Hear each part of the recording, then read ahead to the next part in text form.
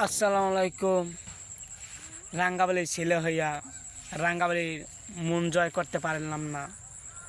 আসলে রাঙ্গাবালি উন্নতন ভরা, সবই ভরা, ধানও ভরা, সব জিনিসই ভরা।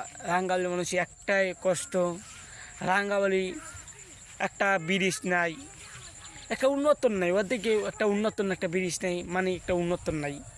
আসলে রাঙ্গাবালি পোলারা পারবে একজনের মন জয় করতে, মানুষের মন জয় করতে।